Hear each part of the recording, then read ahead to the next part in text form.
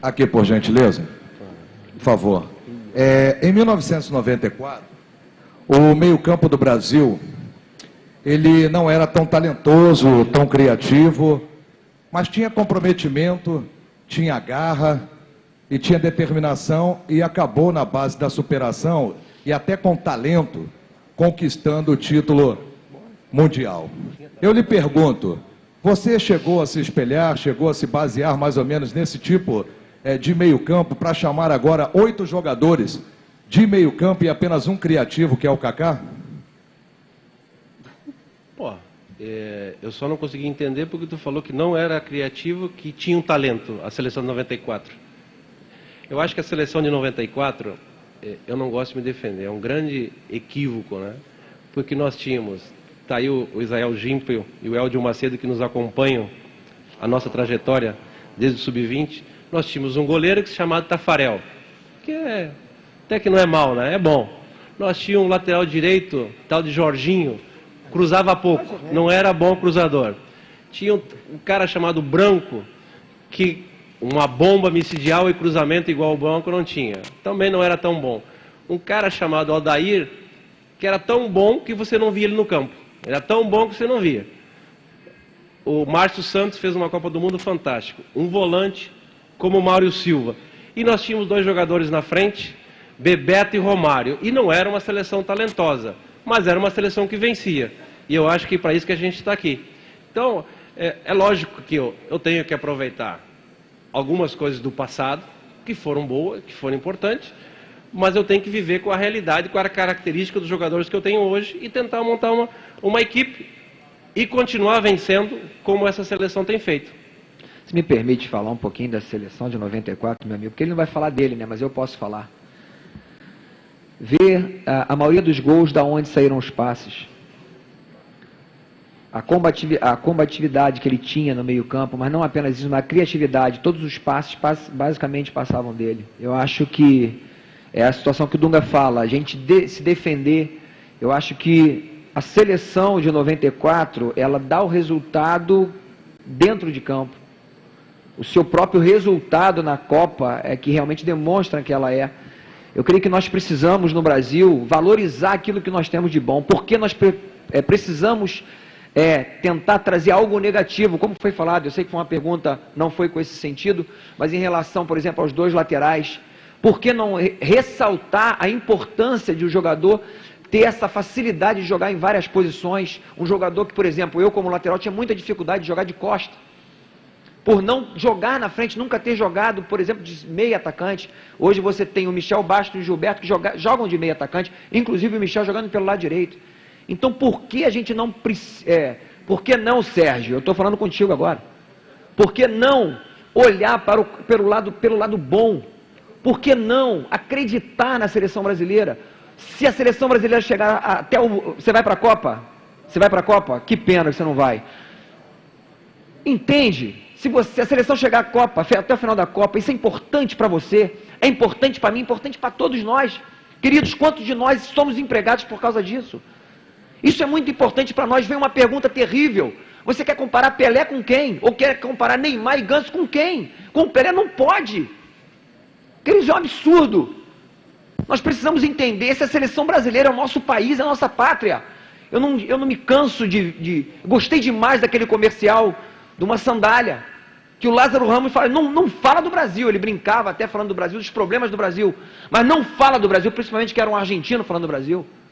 Nós vivemos com isso aqui, nós amamos isso aqui, nós dependemos disso.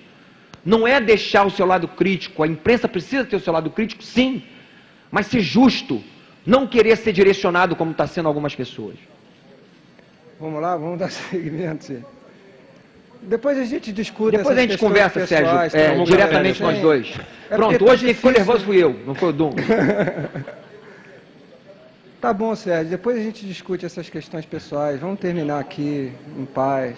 Ô Dunga, lá, naquele jogo único da seleção esse ano, né, o grupo é praticamente o mesmo que vai à Copa do Mundo. A gente tinha lá o Carlos Eduardo, o Grafite, que vai também, tinha o Adriano, e o Fabiano não estava. Mas é praticamente o mesmo grupo.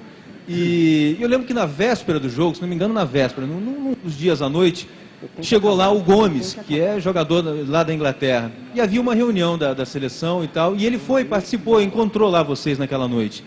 Aquilo foi, só uma curiosidade, aquilo foi uma coincidência, quer dizer, ou naquele momento já nascia efetivamente o grupo da Copa do Mundo? Não, foi uma coincidência, mas ao mesmo tempo você vê que o ambiente que foi se criado por todos na seleção é tão bom que nós jogando na Inglaterra, no país que estava o Gomes, ele se sentiu atraído para conviver com aquele ambiente que a gente estava na seleção brasileira. E para ressaltar ainda, o Gomes estava atravessando um momento excepcional, tanto é que a maioria dos jogos, os próprios companheiros dele iam elogiar. E ele não estava na seleção, mas em nenhum momento ele deixou de receber essa energia positiva da seleção brasileira, e mesmo ele não estando naquele momento convocado, ele se sentia participante daquele grupo. Acho que é isso que é importante. Dunga, aqui à sua direita. Boa tarde. Desde a contusão do Kaká, brotou uma preocupação do lado de cá, da imprensa e também do torcedor brasileiro. Como vai ser a seleção brasileira caso o Kaká não chegue 100% na Copa do Mundo? E aí voltou-se a falar do Ronaldinho Gaúcho, um profissional que trabalhou com você. Ele não aparece nessa lista, porque você em nenhum momento cogitou ter o Ronaldinho Gaúcho. Ele perdeu essa chance, essa oportunidade em Olimpíadas, essa falta de comprometimento, problemas extra-campo, que tem também o Adriano, que não aparece nessa sua lista. Ou você olhou para o retrovisor, olhou para 2006 e enxergou problemas que existiram lá com esses dois jogadores, Adriano e Ronaldinho Gaúcho, também fala assim, Roberto Carlos e Ronaldo, e que você não queria que esses problemas se repetissem agora? Não, veja bem, o que eu vou responder, eu não quero que vocês levem que eu sou rancoroso, mas eu tenho que responder. Eu tenho que responder.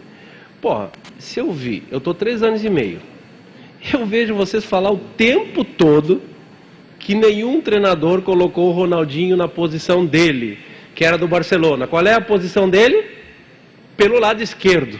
Que ele não se adapta no meio, que ele não gosta de jogar no meio, que não é a posição mais adequada, que nunca rendeu, não sei. Ela diz, então vai disputar a posição com aqueles caras daquele setor. Vê como o futebol é simples. O torcedor que está nos vendo em casa, vê como é simples. É nós que a gente faz uma fantasia, não, porque tira A, B, ou C. Não. Escuta, cada um na sua, vamos disputar a posição. Um ou outro jogo pode inverter a situação. Mas, se nós...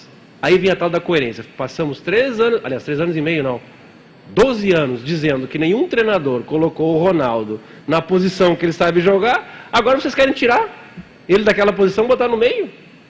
Vê como é incoerente. E cada um teve a sua oportunidade. Da qualidade, da capacidade do Ronaldo, é indiscutível. É indiscutível.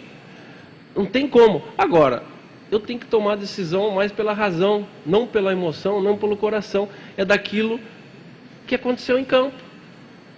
Entendeu? Então, a decisão não tem... mas fez com fulano. Muitas vezes eu respondi para vocês, é lógico que me interessa aquilo que acontece no clube, mas mais me interessa aquilo que acontece na seleção, porque eu sou comandante da seleção. Não é que eu não me importo com o problema dos outros, mas eu já tenho problema demais, eu tenho que resolver os meus problemas, eu não posso me preocupar com A, com B, no C, no clube. Importa o comportamento quando estiveram comigo.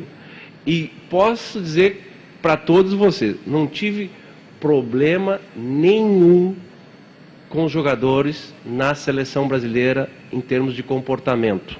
Nada.